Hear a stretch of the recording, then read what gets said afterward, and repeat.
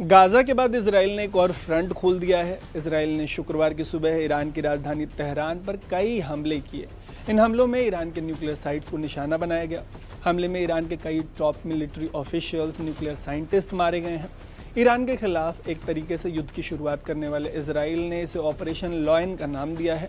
इस ऑपरेशन के बाद कई सवाल उठते हैं। सवाल ये कि इसराइल ने हमला किया क्यों, इसराइल इसे क्या अचीव करना चाहता है, इसराइल के इस ऑपरेशन का पूरे वेस्ट एशिया और बाकी की दुनिया पर क्या असर पड़ेगा, और इस पूरे मामले पर भारत और अमेरिका जैसे देशों का क्या स्टैंड होगा।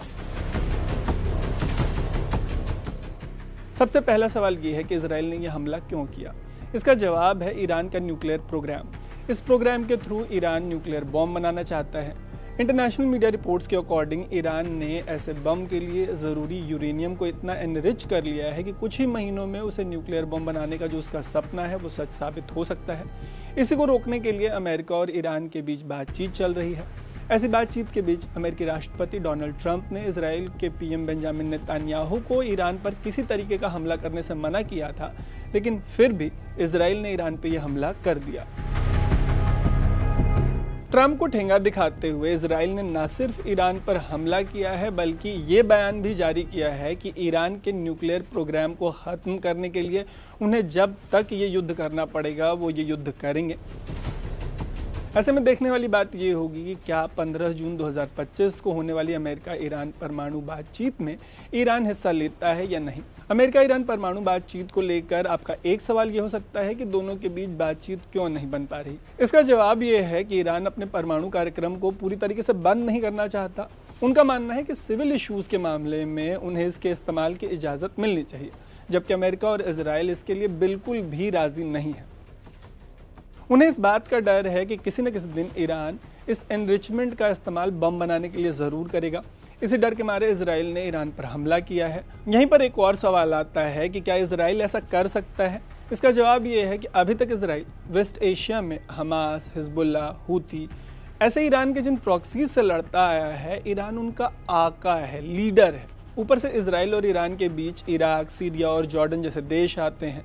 सिर्फ इतना नहीं है, दोनों के बीच कम से कम 2000 किलोमीटर से ज़्यादा की दूरी है और ईरान के कुछ न्यूक्लियर प्रोग्राम्स इतने दूर दराज के इलाकों में चलाए जा रहे हैं जहां पहुंचना इजराइल के लिए पॉसिबल नहीं है।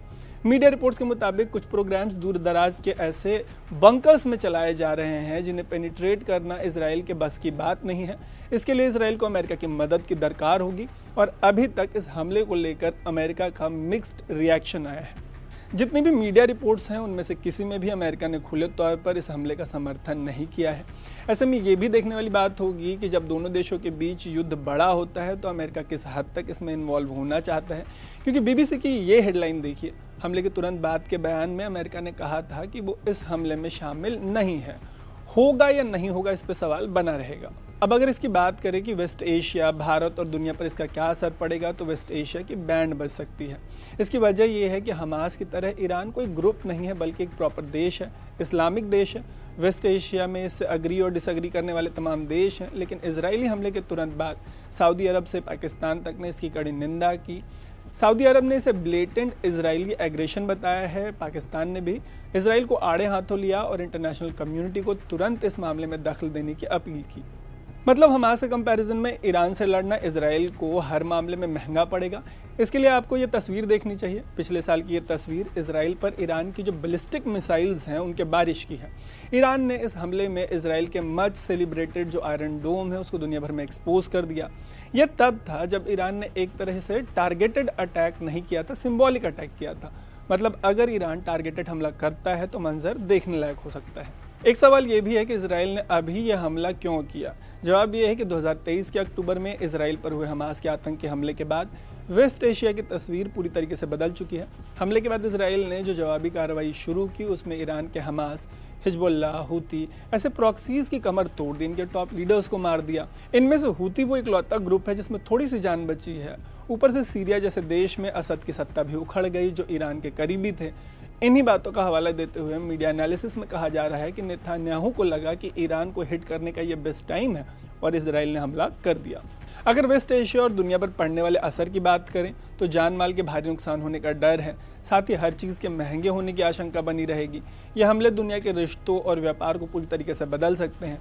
ऐसे हमलों की स्थिति में ईरान हरमुज स्ट्रेट को ठप करने की बात करता आया है। दुनिया को सप्लाई होने वाला जो क्रूड ऑयल है उसका 20% इसी रूट से होकर गुजरता है। मतलब तेल की कीमतें सिर्फ एक वजह है जो कि बढ़ी तो बाकी की तमाम चीज़ें अपने आप महंगे होंगी, इसकी आशंका बनी हुई है। मतलब तेल की कीमतें सिर्फ इस एक वजह से नहीं, कई वजहों से बढ़ सकती हैं जिनका असर बाकी की महंगाई पर पड़ सकता है। डिप्लोमेटिक फ्रंट पर वेस्ट एशिया के देशों को लेकर कहा जा रहा है कि बयान देने के बाद वो इजराइल के हमलों को चुपचाप एग्जीक्यूट होने देंगे। मीडिया एनालिसिस के अकॉर्डिंग ईरान तेजी से चीन और रूस के बहुत ज्यादा करीब जाएगा। वहीं इजराइल के मामले में यूएस का स्टैंड देखने लायक होगा। वैसे अमेरिका ने खुद को कॉन्ट्राडिक्ट कर दिया है। कॉन्ट्राडिक्ट करते हुए अमेरिकन प्रेसिडेंट डोनाल्ड ट्रंप ने ट्रुथ सोशल पे एक पोस्ट किया। पोस्ट में ट्रंप ने लिखा कि अगर ईरान न्यूक्लियर डील के लिए नहीं मानता तो उसे इससे भी बड़े हमले झेलने पड़ेंगे। ये वही डोनाल्ड ट्रंप हैं जो बिस्तर की एक तरफ से उतरते हैं तो एक बात कहते हैं और दूसरी तरफ से उतरते हैं तो बिल्कुल ही उस बात के उलट कुछ कह देते हैं। ऐसे में ईरान और इजराइल के बीच ये जो पूरी सिचुएशन डेवलप हो रही है उसमें ट्रंप और उनके अमेरिका का जो पूरा सर्कस है वो देखने लायक होगा। इंडिया सीधे तो किसी भी तरीके से इसमें इन्वॉल्व नहीं होगा, लेकिन ऑपरेशन सिंदूर के दौरान इजराइल इकलौता देश था जो खुल के इंडिया के सपोर्ट में आया। ऐसे में देखने वाली बात होगी कि इंडिया इस पूरे मामले पर क्या स्टैंड लेता है। ये सब देखना इसलिए बहुत अहम होगा क्योंकि ईरानी सरकारी मीडिया ने बताया है कि इजराइल के हमले में कई अहम लोगों की मौत हुई है। इनमें ईरान के न्यूक्लियर प्रोग्राम से जुड़े बड़े नाम भी शामिल हैं। बताया जा रहा है कि रेवोल्यूशनरी गार्ड्स के चीफ हुसैन सलामी मारे गए हैं। साथ ही atomic energy organisation of Iran के पूर्व प्रमुख फरदून अब्बासी की भी मौत की खबर है। इससे बौखलाए ईरान ने जवाबी कार्रवाई में इजराइल पर ड्रोन्स दागे हैं। हो सकता है बाय द टाइम आप ये स्टोरी देख रहे हैं आपको इजराइल पर हुए हमलों की, ड्रोन्स हमलों की, बैलिस्टिक मिसाइल हमलों की तस्वीरें देखने को मिल सकती हैं। कुछ भी हो सकता है क्योंकि यहाँ से किस डायरेक्शन में जाएगा ये किसी को भी नहीं पता।